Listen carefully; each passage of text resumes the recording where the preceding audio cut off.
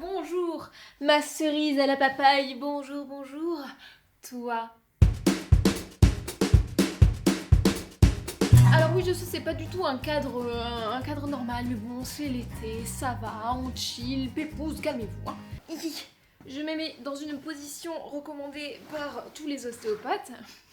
C'est faux. Et j'ai envie de vous parler. Voilà, c'est pas une vidéo du tout que j'ai écrite. Contrairement à d'habitude, là c'est full improvisation. Ce que j'ai envie de faire avec vous, c'est un test. Quel personnage de film ou de série est-ce que tu es toi? J'aime beaucoup les tests, mais j'aime pas les tests, vous savez, est-ce que tu es un aigle, un pigeon ou plutôt un porc-épic Donc j'ai trouvé ce test-là sur mademoiselle.com, il me semble, j'ai un doute. Et donc c'est un test qui là va recenser plus de 800 personnages de la pop culture différents, donc ça peut être du Game of Thrones, Harry Potter évidemment, The Big Bang Theory, Sherlock et compagnie. Et ce qui est très cool, ce que j'avais vu dans l'article qui en parlait, c'était que à la fin, donc on va te dire le personnage auquel tu ressembles le plus en termes de pourcentage, et puis après tu vas pouvoir cliquer sur toutes les séries, tous les films, et voir dans ces séries et dans ces films à quel personnage tu ressembles le plus. J'ai trop hâte de savoir. Mais c'est un attentat! Alors évidemment, il faut être honnête, hein, répondez par la personne que vous êtes et pas la personne que vous voulez être. Tout le monde veut être Sirius Black. Calmez-vous. Alors, comment ça se passe-t-il? Nous voilà sur le site, donc ça s'appelle Open Psychometrics. Alors oui, c'est en anglais, mais bon, déjà je vais un petit peu vous le traduire, et puis sinon il y a Google Traduction. Hein. Évidemment, si tu fais ce test, n'hésite pas à me dire quel personnage tu es dans les commentaires, ce serait trop cool. Begin Assessment pour commencer le test. Alors vous voyez, donc là on a les deux adjectifs et on a la petite slider qui va faire modifier le petit pourcentage. Plutôt modéré ou plutôt extrême? Je suis pas quelqu'un de très modéré. Dans mes jugements, plutôt aussi, sinon dans mes réactions, c'est pas très modéré, Donc on va mettre extrême 60... J'ai un problème avec les chiffres par rond. 75, 25, ça me paraît pas mal. Suivant. Obedient ou rebellious. C'est assez transparent, hein, on est plutôt sur un basique niveau vocabulaire, donc obedient plutôt obéissant et rebellious plutôt rebelle, du coup. Là par exemple, tout le monde aurait envie de dire oui, moi je suis trop rebelle. Répondez honnêtement, je vous vois. Antonio Banderas vous voit. Des petites tendances à un petit peu transgresser les règles, je suis un petit peu une coquinette, on pourrait le dire, oui. Après je suis pas un gangster non plus, hein. 50-50 c'est un petit peu triste, non? On va essayer de... Par principe. Putain de chiffres par rond. Voilà, du 60-40. 60-40 c'est pas mal. Frugal ou lavish. Ah, voici un challenge de vocabulaire. Frugal ou lavish? Ça veut dire plutôt dépensier ou plutôt économe. Je ne sais plus lequel est lequel par contre. On va chercher ça. Lavish traduction. Prodiguer. Ok, aucun rapport. Alors, prodiguer, voilà, extravagant, dépensier, on a compris, donc frugal, c'est plutôt économe. Je suis plutôt économe parce que mon rythme de vie fait que je ne suis pas dans une sécurité financière, c'est-à-dire que quand on est comédien, il y a des mois où on va gagner bien et où on va beaucoup bosser, il y a des mois où on va pas bosser et où ça va être la grosse dèche. Plutôt économe, voilà, 61%, soyons fous, on part des chiffres ronds. Next, masculine ou feminine? Je suis plutôt féminine, après j'aime l'acrobranche. Est-ce que c'est masculin l'acrobranche? J'aime pas cette question. Bon, on va dire que c'est des clichés, mais attention, hein. Wise or foolish?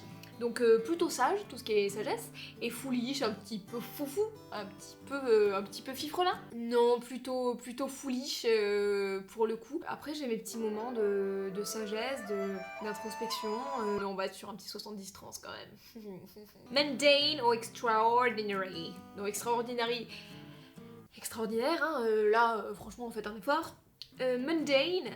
Alors du coup, quel est le rapport? J'ai envie de dire mondain, si c'est transparent, mais est-ce un faux ennemi?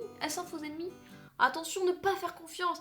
L'habit ne fait pas le moine. Ou alors, si c'est l'inverse d'extraordinaire, c'est plutôt classique, plutôt banal. Mundane. Ok, elle est douée, hein. Elle est douée. Donc banal. Oui, mais alors, qu'est-ce que c'est que ce genre de question? Qui a envie de se dire oui, moi je suis pas extraordinaire, je suis plutôt banal? Mais personne n'a envie de se dire ça. Personne. On va dire ah ouais, c'est quelconque. Bien sûr. Oui, non, moi je suis plutôt quelconque. Vraiment, je suis peu intéressant. Voilà. Non, mais sans intérêt, oh, mais c'est vénère.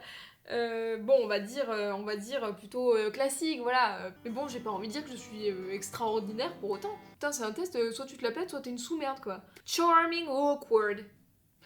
Là, c'est pareil, Soit t'es charmant, soit tu es malaisant. Mais charmante. Ouais, je suis charmante, ouais. Moi, je suis quelqu'un de charmant.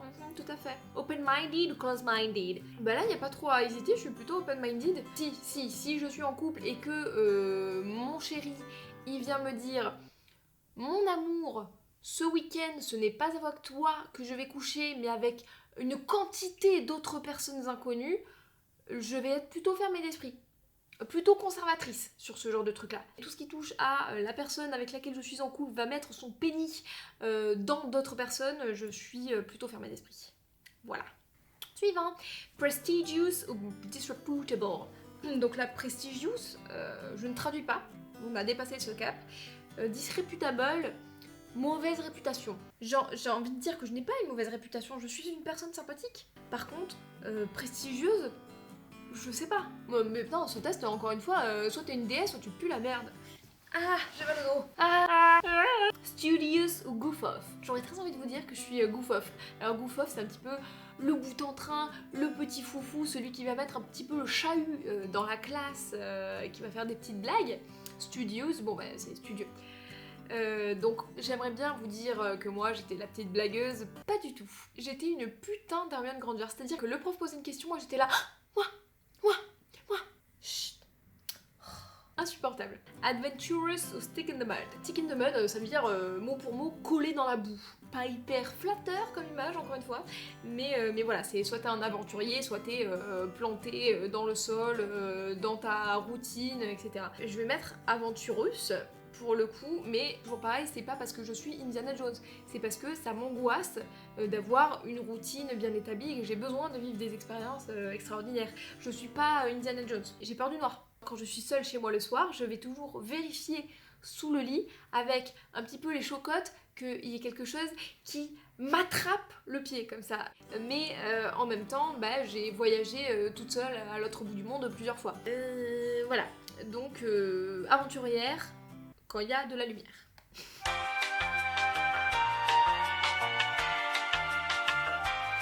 Attention, résultat. Lady Sybil Crowley. J'ai pas vu Downton Abbey. 94 quand même. Dites-moi en commentaire si c'est une personne cool ou pas. Elle est jolie, c'est déjà ça. Dans Univers, vous allez pouvoir sélectionner tout ce que vous voulez pour savoir, par exemple dans Friends, quel personnage vous êtes. Phoebe à 84%. Je ne suis pas très étonnée. Game of Thrones. C'est pas celui qui se fait exploser la gueule. Lost. Ah bah d'accord, Miss Relou en chef quoi. Oh non, alors ça je suis pas d'accord. Marvel. Thor. Alors j'aimerais beaucoup l'avoir à la maison. En tout cas physiquement il y a peu de ressemblances. Relou en chef numéro 2, la tarée de service. Le Seigneur des Anneaux. Ok. Big Bang Theory. Penny à 81%. Sex and the City. Oh non.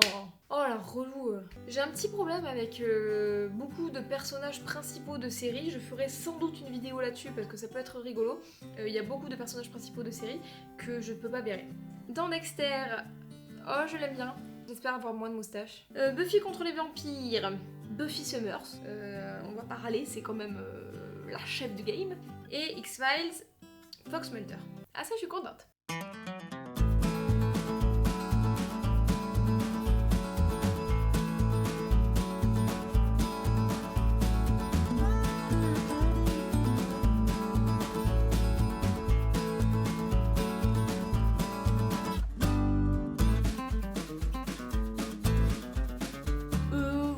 J'ai envie de dire, si vous faites le test, si vous avez la patience, de toute façon c'est l'été, on peut pas trop voyager, et ben dites-le en commentaire, je serais super curieuse de savoir quel personnage vous êtes.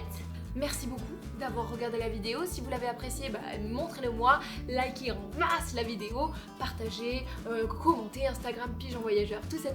Merci beaucoup d'avoir regardé la vidéo jusqu'au bout, n'oubliez pas de rêver, et je vous souhaite une bonne fucking journée.